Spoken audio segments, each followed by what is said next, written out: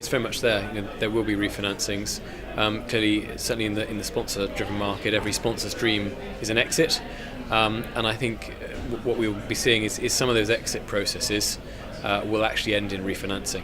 So although the maturities aren't necessarily there to need a refinancing a priori, what will happen is sponsors are going to either look to exit and find that the refinancing is the preferred option, or actually go straight to the fact that a refinancing, by implication, some kind of recap, something in it for them, if you like, is going to be the option. So I don't think it's about a wall of refinancings, of straight refinancings. It's much more about sponsors looking to do something, and that ending up being in effect a refinancing.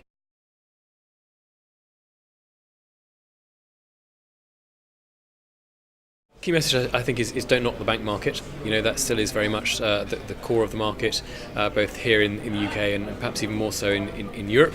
Clearly, we're seeing new forms of financing, the private lending market coming on stream. I think that's going to take a while to reach maturity. If you think about the high yields market, came to Europe in '99, big fanfare, mom and pop companies are going to refinance in that market.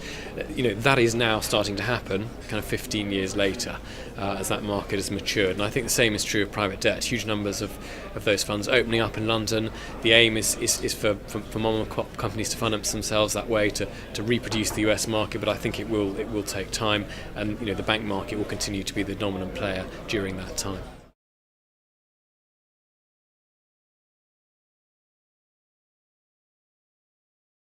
The high yield market is a size consideration, so that market is now coming down the size scale.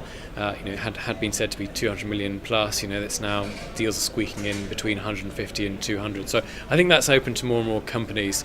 I don't think I think it's hard to identify sectors that are that cannot get any form of refinancing, if you like, or probably what's the fairer point is it's hard to draw a distinction between some sectors can get fund financing and others cannot. There are some sectors, and retail is the obvious one, where lenders across the spectrum, be they banks or be they funds, don't particularly like that, and it's a question of seeking out in both cases the minority of banks who'll do retail and the minority of funds who'll do retail. So I don't think it's by product, it's literally by fund in terms of what appetite they have for any given sector.